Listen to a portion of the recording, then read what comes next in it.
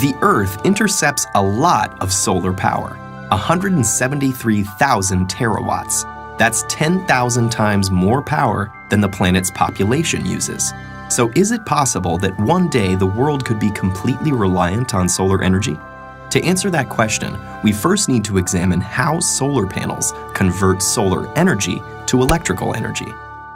Solar panels are made up of smaller units called solar cells. The most common solar cells are made from silicon, a semiconductor that is the second most abundant element on Earth. In a solar cell, crystalline silicon is sandwiched between conductive layers. Each silicon atom is connected to its neighbors by 4 strong bonds, which keep the electrons in place so no current can flow. Here's the key. A silicon solar cell uses 2 different layers of silicon.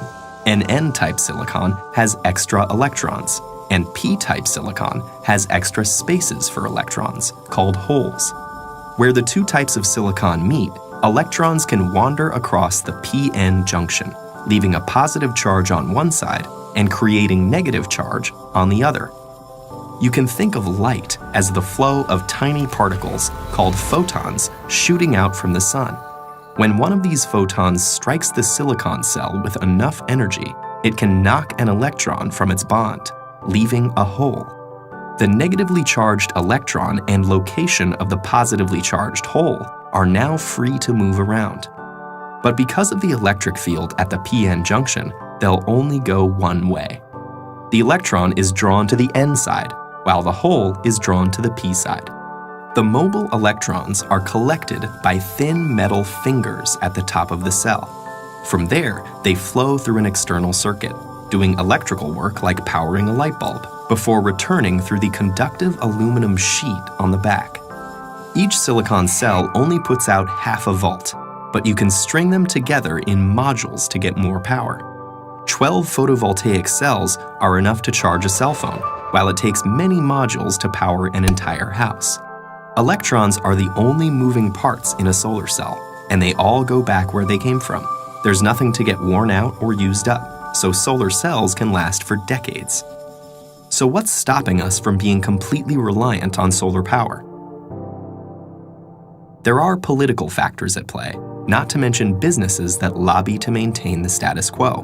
But for now, let's focus on the physical and logistical challenges. And the most obvious of those is that solar energy is unevenly distributed across the planet. Some areas are sunnier than others.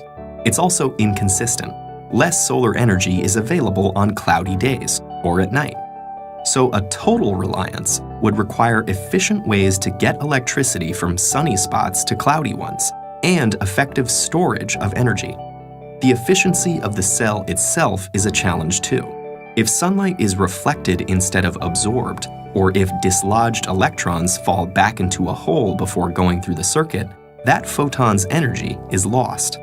The most efficient solar cell yet still only converts 46% of the available sunlight to electricity, and most commercial systems are currently 15 to 20% efficient. In spite of these limitations, it actually would be possible to power the entire world with today's solar technology. We'd need the funding to build the infrastructure and a good deal of space. Estimates range from tens to hundreds of thousands of square miles. Which seems like a lot, but the Sahara Desert alone is over 3 million square miles in area. Meanwhile, solar cells are getting better, cheaper, and are competing with electricity from the grid. And innovations like floating solar farms may change the landscape entirely. Thought experiments aside, there's the fact that over 1 billion people don't have access to a reliable electric grid, especially in developing countries, many of which are sunny. So in places like that, solar energy is already much cheaper and safer than available alternatives like kerosene.